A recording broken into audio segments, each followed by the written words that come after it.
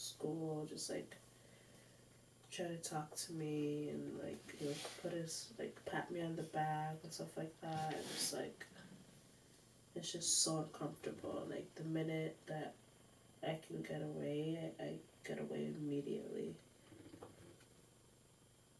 So his presence makes you uncomfortable. Completely. I just can't do anything about it.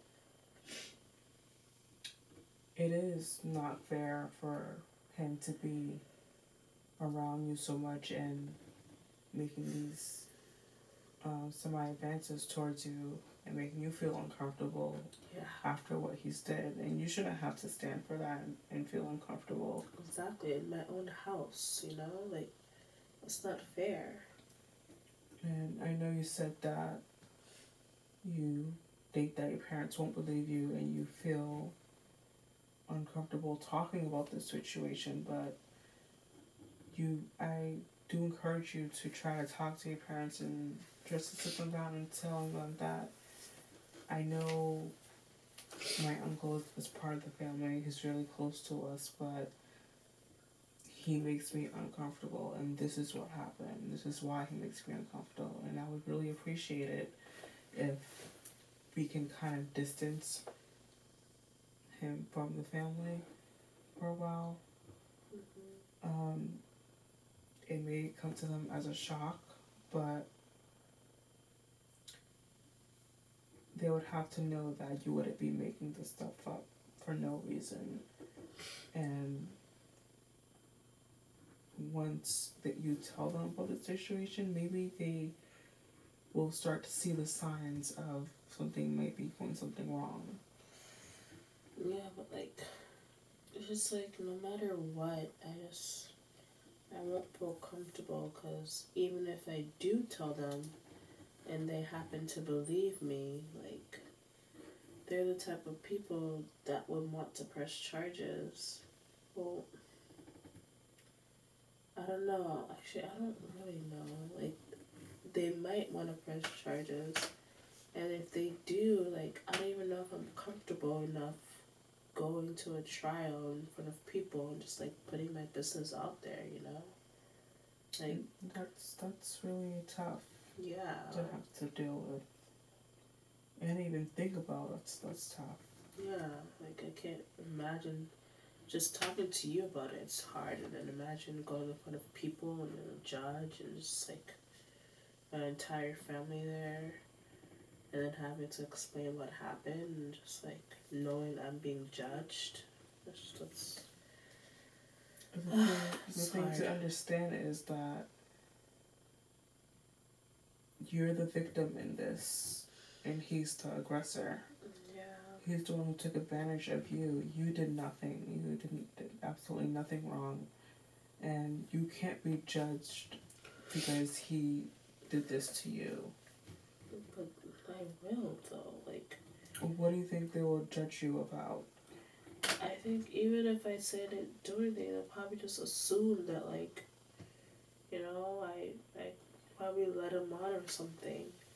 And, like, I don't know, they'll just think low of me and, like, you know, think, like, oh, why didn't you stop it? Why didn't you scream, call for help, or, like run away or something?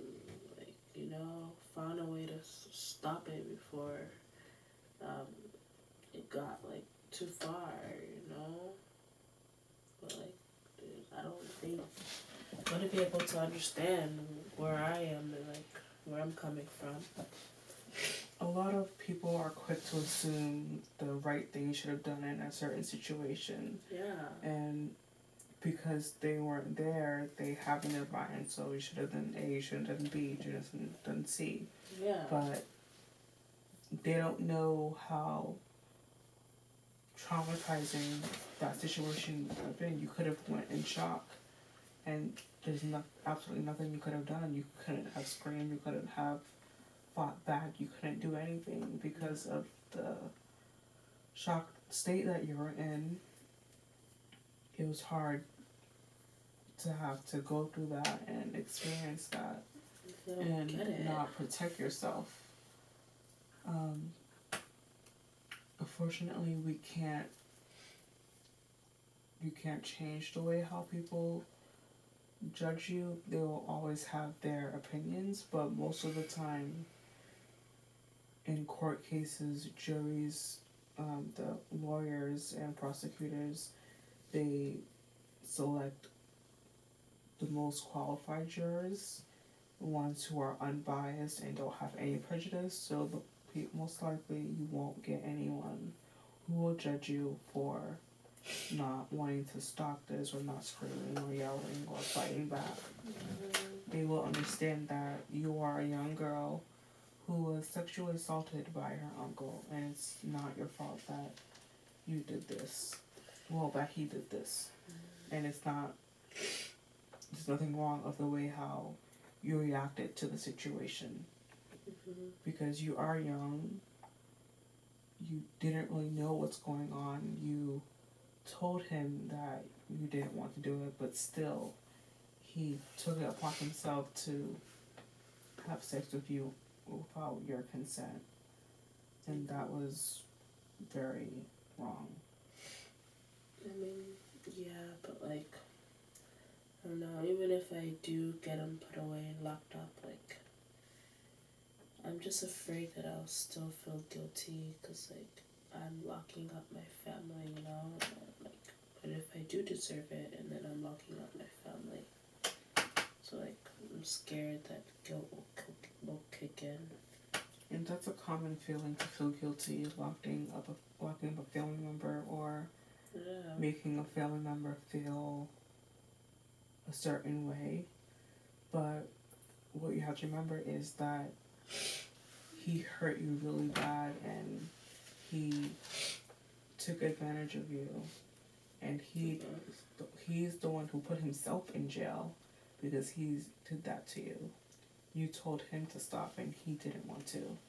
Yeah. So he didn't think of the consequences of his actions. So every action has a consequence, and unfortunately, going to jail is the consequence for his action. And this way he will learn that it's not okay to have sex with someone without their consent.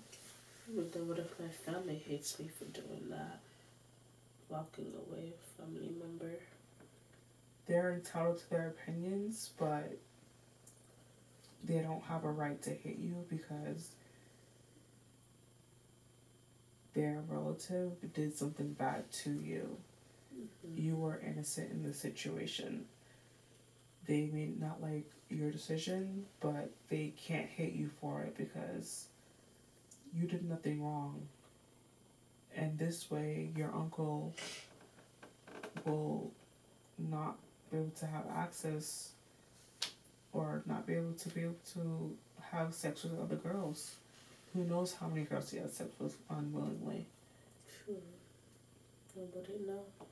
I'd hope I'm the only one, but who knows how many girls are out there. And if your parents decide to hate you, then that's their problem. You can't really make a decision based on what your parents are going to think. It's your life, your body. You're the one who got abused. It's not your fault that you did this, that this happened to you. In order for you to move on, if putting your uncle in jail brings a sense of peace and security in your life, then that's what's gonna have to happen. It may be unfortunate for your family, but that's the consequence of his actions. And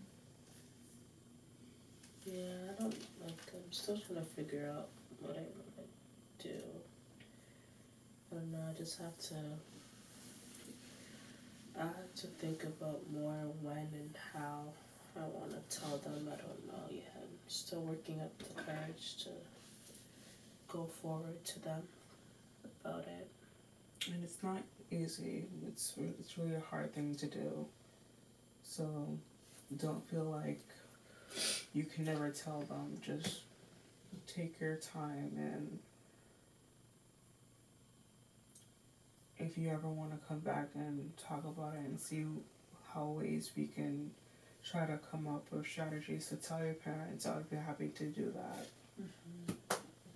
I think that would be a good idea to come back, because I don't know, I can't do it on my own. I think I need to